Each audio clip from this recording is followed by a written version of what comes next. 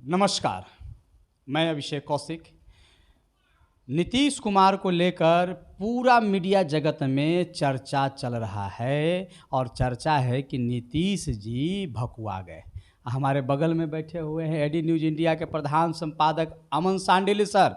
इनको भी देखकर आपको लग रहा होगा कि नीतीश जी का प्रभाव इनके ऊपर भी पड़ गया है, एकदम भकुआए हुए हैं। हाँ सर, भकुआ कहे गए?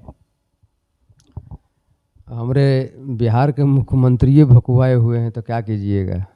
एक बात बताएं, जब ये पहली बार मुख्यमंत्री बने थे तो हम राजा बाजार से पैदल गांधी मैदान गए थे, शपथ ग्रहण लिए थे गांधी मैदान में ना, कसम से बता रहे हैं, इतना क्रेज था।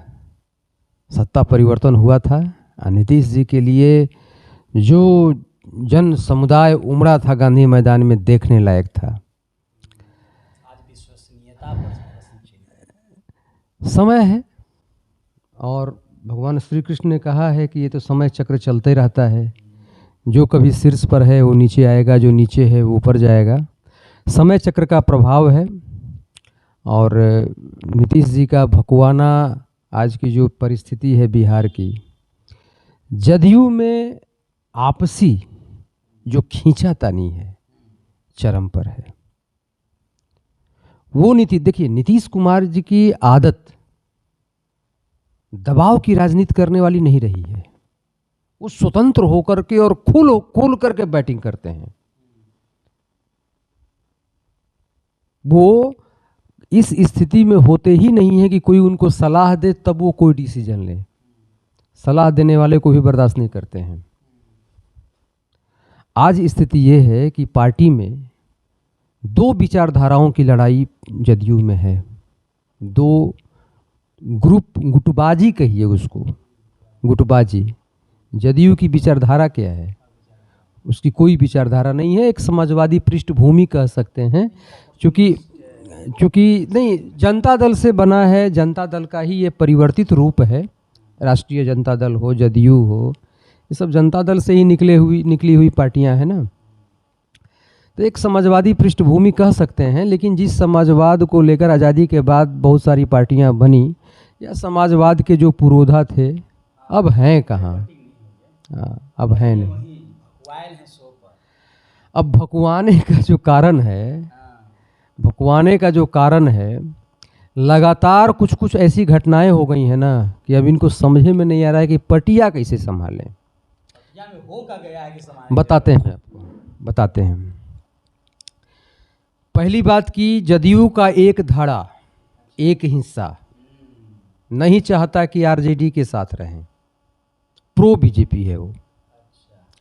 जदयू का एक हिस्सा आरजेडी के साथ कंफर्ट महसूस कर रहा है। तो डिवीजन तो यहाँ हो गया। चलिए, दूसरा कि नीतीश बाबू का जो हर शाम में नीतीश बाबू भूंजा फांकते हैं। अब इधर फांकते हैं कि नहीं पता नहीं, लेकिन एक परंपरा की शुरुआत किए थे अपने मुख्यमंत्री आवास पर कि भूंजा पार्टी शाम में हमेशा होता था। उनके भूंजा पार्टी में कौन कौन लोग रहते थे पता है आपको?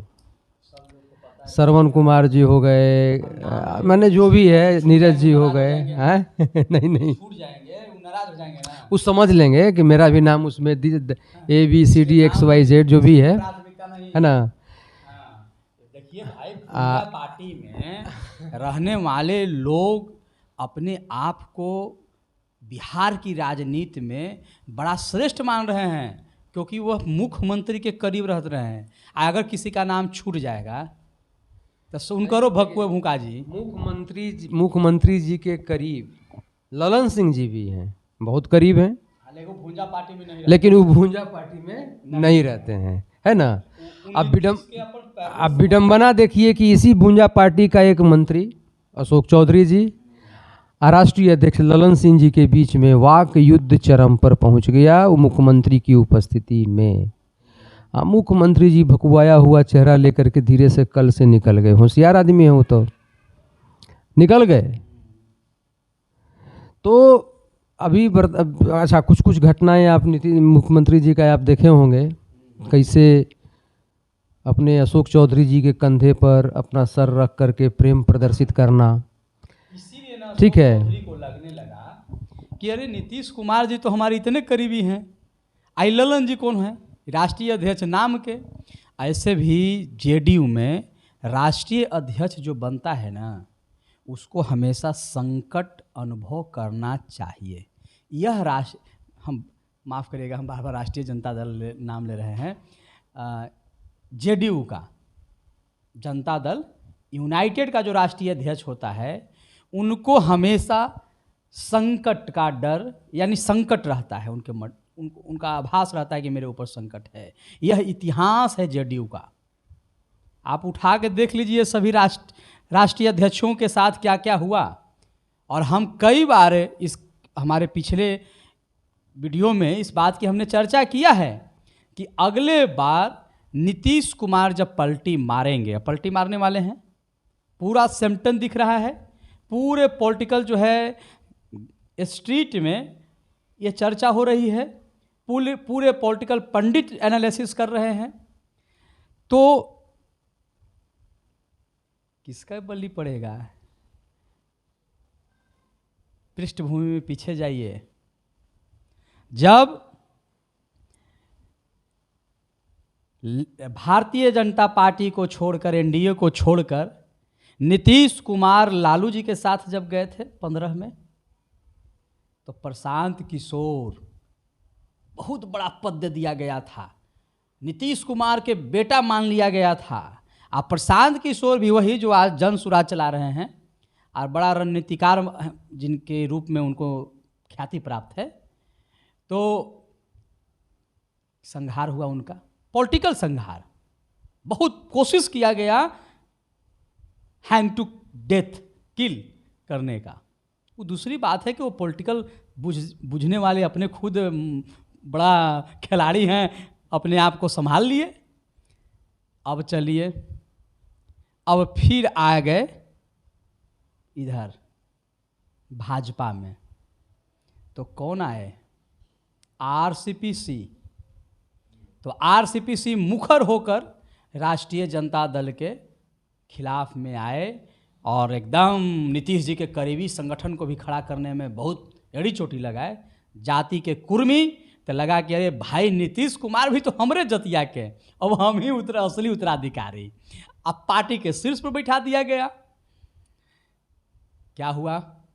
जब पलटी फिर मारे तो किसका संहार हुआ?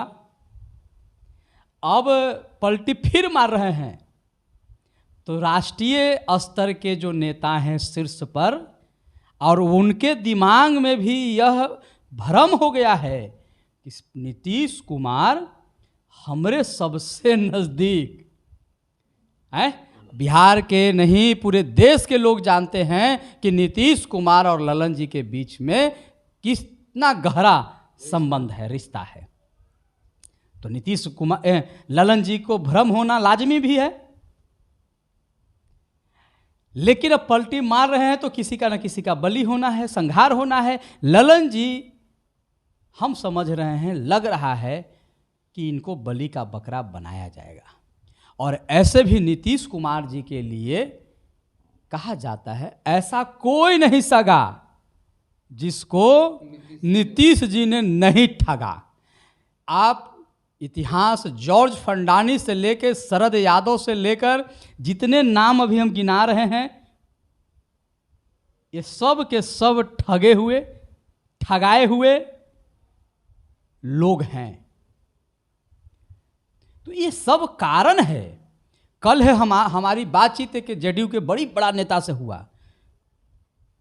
कि इनके जो सांसद है ना, उसमें 10 सांसद, 16 में 10 सांसद यह कह रहा है कि या तो आप एनडीए के साथ चलिए और नहीं तो हम लोग अब चल दिए, क्योंकि हमारी लड़ाई राजद के खिलाफ हुई है। और उनका जब टिकट, देखिए पॉलिटिक्स में लोग कुर्ता पैजामा पहन के धोवा के इतना मेहनत करता है, काहे के लिए जी? मंत्री विधायक बनेगा ना। अब विधायक मंत्री बनने पर उसका संकट हो जाए तो नीतीश कुमार के जी के थोबड़वा देख के रहेगा, वो जने मने होगा उन्हें ना जाएगा। आज की राजनीति सिद्धांत की राजनीति नहीं है, अवसर की राजनीति है। जिसको जहां अवसर सध रहा है, और भारतीय जनता पार्टी उन 10 सांसदों को कह रहा है ना कि हम तुम्हारा सेटिंग डेटिंग करेंगे, जहां संभव होगा वहां टिकट देंगे, जहां संभव होगा किसी को राज्यसभा भेजना राज्यसभा भेजेंगे, जहां भी संभव होगा किसी और पार्टी में घुसा के उसके सिंबल से लोकसभा भेजना, लड़ाई लड़ाना, चुनाव लड़ाना, वो भी करेंगे। भारतीय जनता पार्टी अपना जाल फेंकी हुई है, एकदम वैसे ही जैसे मछली पकड़ने के लिए मछुआरा फेंकता है। विधायक दल बदल का भी कानून इन पर प्रभावशाली नहीं रहेगा। इसलिए नहीं रहेगा क्योंकि जब छोटा यूनिट रहता है ना, तो अरे चिराग जी के साथ क्या हुआ, 6 गो संसदवे था, 5 गो ने चल गया, खत्म कहानी। अगर यही चिराग जी के पास 100 सांसद रहता तो टूट जाता क्या? किसी की मजाल थी भी? नीतीश कुमार जी के पास अभी स्थिति ऐसा है कि पार्टी टूट जाएगी, पार्टी का सिंबल पर उनको खतरा हो जाएगा। अब ये सारे इतने प्रेशर में हैं इन सारी बातों को लेकर कि बेचारे भकुआए हुए हैं। हमको ही नहीं समझ में आ रहा है कि आप क्या भकुआए हुए हैं। बिहार की स्थिति और दुर्गति देख करके, ठीक है। इतना संवेदनशीलता लोकतंत्र के चौथा स्तंभ में है कि जब प्रदेश संकट में पड़ता है, उसकी राजनीतिक अस्थिरता होती है, तो लोकतंत्र का और जनमानस के असली प्रहरी पत्रकारिता भी चिंतित हो जाती है। उसमें भी चिंता है। ऐसा मत समझिए कि खाली हम लोग एनालिसिस कर रहे हैं। हम में कहीं ना कहीं राजनीतिक अस्थिरता को लेकर, सामाजिक सरोकार को लेकर और जनहित के मुद्दों को लेकर हम बहुत संवेदनशील रहते हैं। हम का मतलब पूरे पत्रकारिता जगत।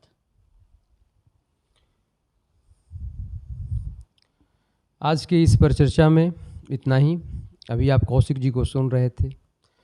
नीतीश कुमार जी की जो मनः स्थिति है, वो मनः स्थिति बहुत अच्छी नहीं है। थोड़ा कन्फ्यूज्ड लग रहे हैं।